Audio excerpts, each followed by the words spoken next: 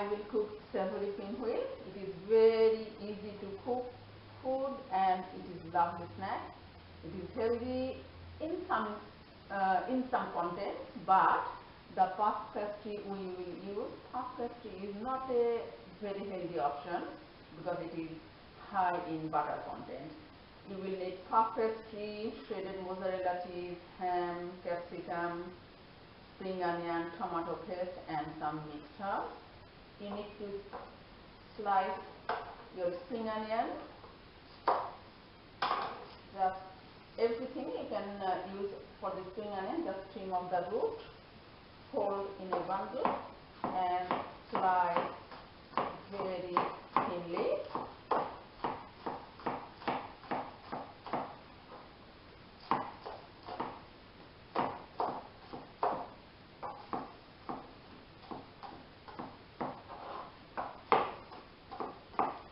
And always remember that when you are using several ingredients for any cooking, as you will prepare, put them on a plate next to each other. Do not pile up on top of each other, so that as you will need, you will be able to collect them.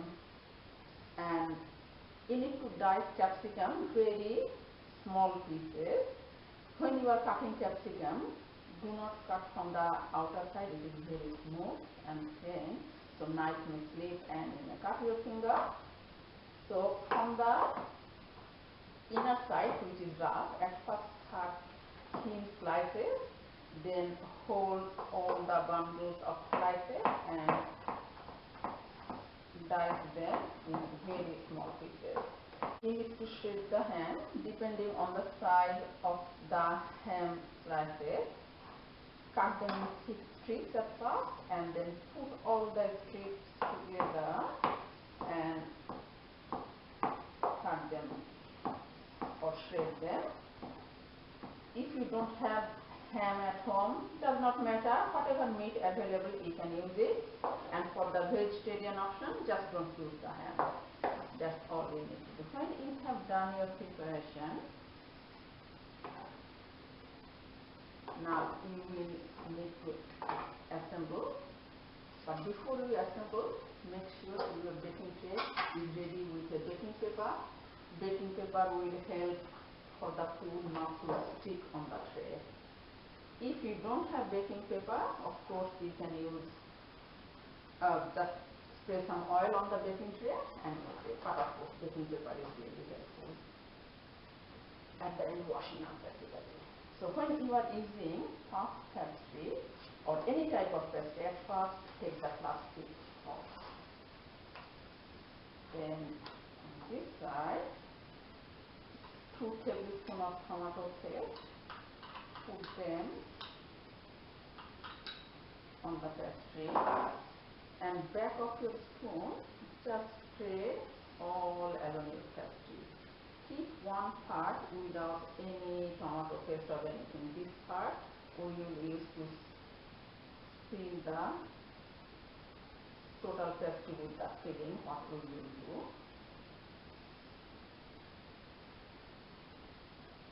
So I have used 2 tablespoons of tomato paste, half a teaspoon of dried herbs. Dried herbs will create some flavor. Whatever herb you have at home, just use them. And now you will sprinkle all other ingredients. But remember, try to sprinkle them evenly, but not a lot. You will sprinkle few other ingredients, spring onion, ham, red capsicum, and you have to roll this pastry as well. So just evenly use your fingertips to sprinkle on top of your pastry, and always sprinkle the cheese at last.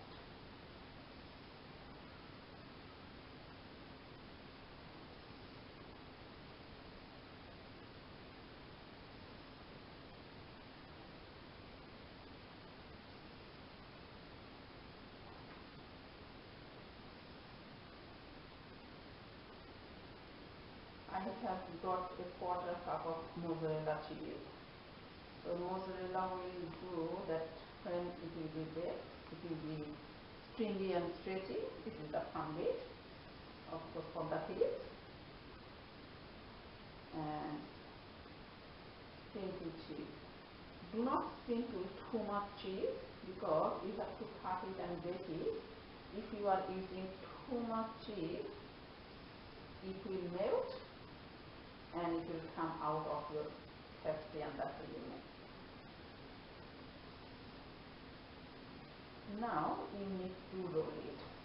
Always remember when you are rolling the whole lot, start from the other side. What is the empty part always will be at that end. Okay guys, now when you will roll it, it can be a bit tricky because it is puff pastry. You cannot put too much pressure so that all the layers of pastry will stick together, so it will not puff up during baking. Again, it cannot be too loose so that your filling will come out. So start at the beginning, just one end, and then use your right hand side to roll on the right and the left hand side on the left, and keep on rolling. Use all your fingertips and base of your thumb to keep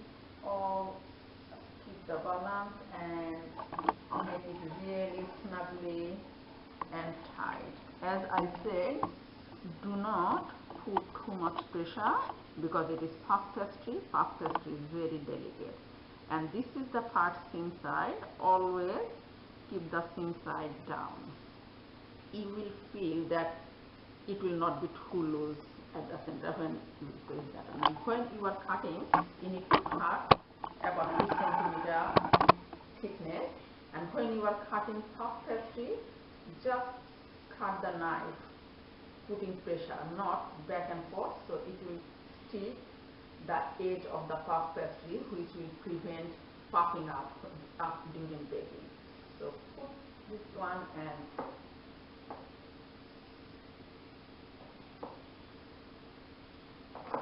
cut like this. So just one pressure, no back and forth of your knife.